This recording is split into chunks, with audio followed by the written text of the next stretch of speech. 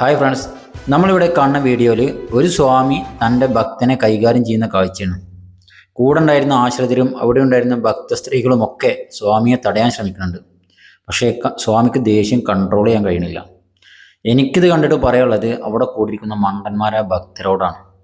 ഇതേപോലുള്ള ഫേക്ക് സന്യാസിമാരൊക്കെ പൂജിച്ച് അവർക്ക് പൈസയും ഭക്ഷണവും ഒക്കെ കൊടുത്ത് തീറ്റിപ്പോയിട്ട് ഇതേപോലെ വീപ്പ കുറ്റിയാക്കിയിട്ട് നിങ്ങളെ തന്നെ ആക്രമിക്കേണ്ട രീതിക്ക് വളർത്തിയെടുക്കുന്നത് എന്തിനു വേണ്ടി അതിൻ്റെയൊക്കെ ആവശ്യമുണ്ടോ? എല്ലാവരും മതങ്ങളും വിശ്വാസങ്ങളും ഉണ്ട്. പക്ഷെ അത് മുതലെടുക്കുന്ന ഇതുപോലുള്ള ആളുകളെ നിങ്ങൾ തിരിച്ചറിഞ്ഞേ മതിയാകും. അല്ലാത്തടത്തോളം കാലം ഇതേപോലെ നിങ്ങൾ ആ വടി കൊടുത്ത് അടി വാങ്ങിക്കൊണ്ടേയിരിക്കും.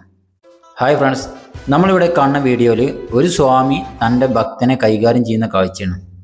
കൂടെ ഉണ്ടായിരുന്ന ആശ്രിതരും അവിടെ ഉണ്ടായിരുന്ന ഭക്തസ്ത്രീകളുമൊക്കെ സ്വാമിയെ തടയാൻ ശ്രമിക്കുന്നുണ്ട്. പക്ഷേ സ്വാമിക്ക് ദേഷ്യം കൺട്രോൾ ചെയ്യാൻ കഴിയണില്ല.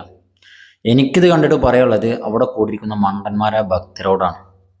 ഇതേപോലുള്ള ഫേക്ക് സന്യാസിമാരൊക്കെ പൂജിച്ച് അവർക്ക് പൈസയും ഭക്ഷണവും ഒക്കെ കൊടുത്ത് തീറ്റിപ്പോയിട്ട് ഇതേപോലെ വീപ്പ കുറ്റിയാക്കിയിട്ട് നിങ്ങളെ തന്നെ ആക്രമിക്കേണ്ട രീതിക്ക് വളർത്തിയെടുക്കുന്നത് എന്തിനു വേണ്ടി